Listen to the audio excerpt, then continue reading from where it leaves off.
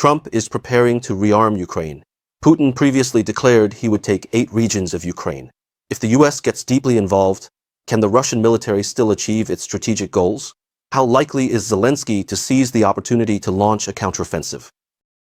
According to a scoop from the American website Axios, Trump plans to provide Ukraine with long-range missiles capable of directly striking deep into Russian territory.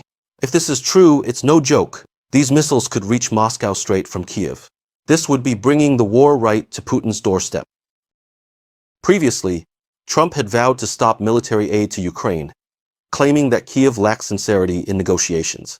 But now, just over a week later, he's made a complete 180-degree turn and wants to rearm Ukraine.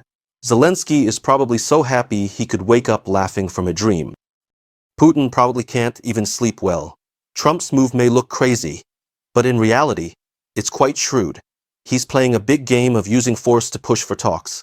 First using the threat of abandonment to force Ukraine to the negotiating table, then using heavy weapons to pressure Russia. Applying pressure from both sides and squeezing the middle. This is a classic example of Trump's art of the deal. But this time, the news isn't simple.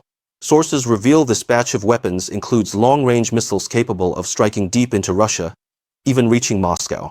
This means the war's nature could fundamentally change. Previously, the Russia-Ukraine conflict was mainly fought within Ukraine's borders, and Russian territory itself was not under any real threat.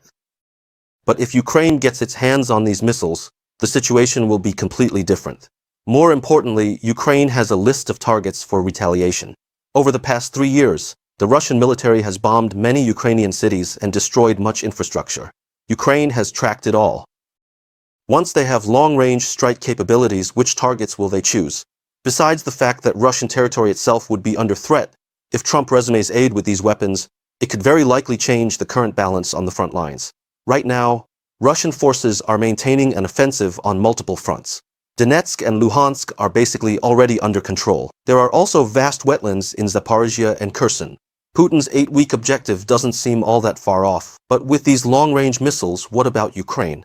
It could very likely force Russian troops to spread out their forces to protect the rear. Troops originally intended for the front lines might now have to go back to protect Moscow or other important cities. However, Putin is no pushover.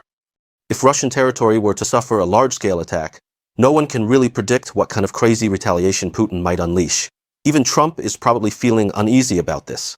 But the reason he's doing this, on one hand, is to leave behind a political legacy of resolving the Russia-Ukraine conflict, and on the other hand, he's pushed by American military-industrial complexes. Companies like Lockheed Martin and Raytheon, these arms dealers were major backers of Trump's presidential campaign. Sending weapons to Ukraine is sending business orders. Trump knows the longer this conflict drags on, the worse it is for the United States. European allies grumble, domestic backlash rises, and military aid spending is harder to push through Congress, wearing down support. So instead, why not go for something more drastic? Either force Putin to compromise in one move or make the situation clear. This move by Trump is carefully calculated. The Russia-Ukraine conflict is at a critical juncture, with both sides preparing for possible peace talks. So at this moment, dropping a bombshell like this. Exactly, it's about increasing bargaining chips at the negotiating table, but this escalation could likely spiral out of control. If Ukraine really used every missile to strike Moscow, then how fierce would Russia's retaliation be? At that point, not only would Ukraine have to bear the consequences, but even the US and the entire NATO could get dragged into it. If Zelensky gets this ultimate weapon, he might very well reconsider his counteroffensive plans against the Russian army. Who knows, Ukraine could pull off a miracle that would make the world sit up and take notice. If this decision is announced, the Russia-Ukraine conflict could enter an entirely new phase. So, will this risky move by Trump be a stroke of genius that brings peace talks between Russia and Ukraine, or will it backfire on him? Dragging the US into the fray, what happens next depends on what Trump chooses to do. But one thing is certain.